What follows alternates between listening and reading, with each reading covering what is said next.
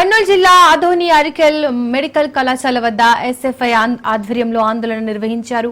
Medical కళాశాల వద్ద బైఠాయించి శాంతియుతంగా నిరసన తెలుపుతుండగా పోలీసులు ఎస్ఎఫ్ఐ నాయకులను అడ్డుకున్నారు. దీంతో కొంతసేపు ఉద్రిక్తత వాతావరణం నెలకొంది.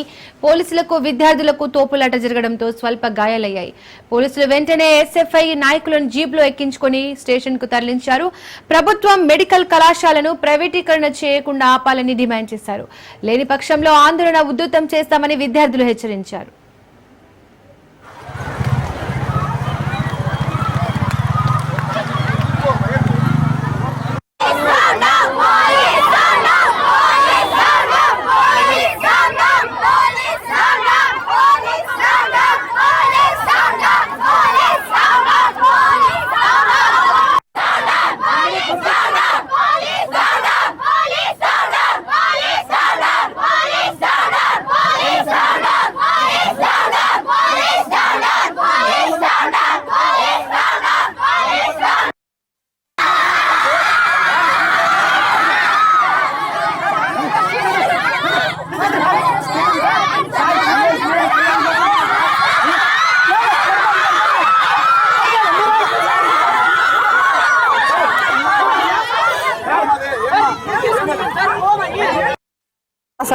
అది ప్రైవేట్ చేస్తామంటున్నారు. కట్టించింది కూడా గవర్నమెంట్ చేస్తామని చెప్పి అప్పుడు జగన్ ఉన్నప్పుడు గవర్నమెంట్ చేస్తామని చెప్పి ఇప్పుడు ప్రైవేట్ చేస్తున్నారు. అది ఆపడం కోసం మేము వచ్చినాము, కేవలం దానికోసమే వచ్చినాము.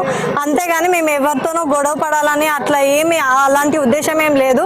కానీ మేము రివర్స్ మా స్టూడెంట్స్ మేము రివర్స్ తీసుకెళ్లాలని అనుకున్నాము.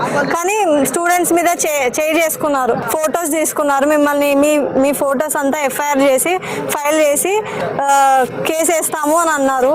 ఇది ఎక్కడ న్యాయం సార్? మాకి సార్ మెడికల్ కాలేజ్ ని ప్రైవేటీకరణ చేయకోకుండా మేము ఆపడానికి వచ్చాం సార్. మమ్మల్ని పోలీసులు మా స్టూడెంట్స్ మీద స్టూడెంట్స్ ని కొట్టారు సార్. ఇంకొకటి మా కోసం వచ్చిన అన్న వాళ్ళని పట్టుకొని పోయినారు సార్. మేడం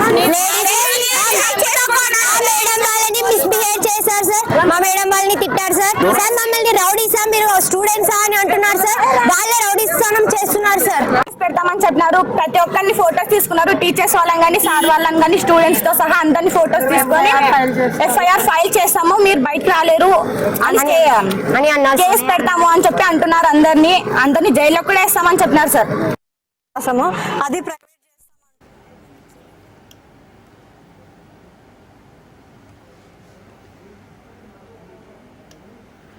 దీనికి సంబంధించి మోర్ డీటెయిల్స్ మా ప్రతినిధి మధు అందిస్తారు. మధు, దీపిక, రాష్ట్ర వ్యాప్తంగా 17 మెడికల్ కళాశాలలు గత ప్రభుత్వంలో మంజూరయ్యాయి.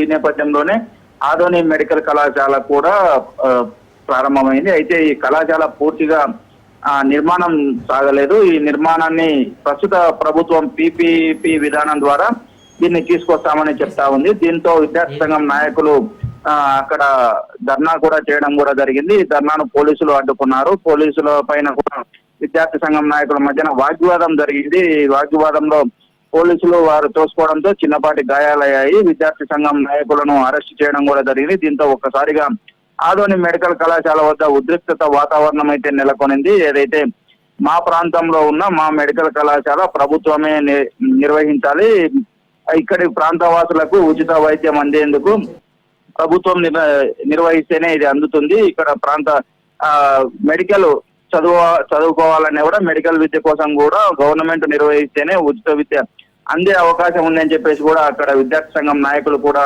గట్టిగా చెప్తున్న పరిస్థితి అయితే నెలకొంది. అయితే ప్రభుత్వం మాత్రం మీ పీపీపీ విధానం ద్వారా దీన్ని డెవలప్ చేస్తాము, గత ప్రభుత్వంలో పేరుకు 17 మెడికల్ కళాశాలలు మంజూరు చేశారే తప్ప ఇవి పూర్తిగా నిర్మాణానికి నోచుకోలేదు, అందుబాటులోకి రాలేదని చెప్పేసి కూడా ప్రభుత్వం చెప్తున్నారు. గత కొన్ని రోజులుగా రాజకీయ నాయకుల మధ్య మాటల యుద్ధం జరిగిన మెడికల్ కళాశాల అంశం ఇప్పుడు స్టూడెంట్స్, లీడర్స్, పోలీసుల మధ్యన జరుగుతుందని చెప్పవచ్చు. Right Madhu, thank you.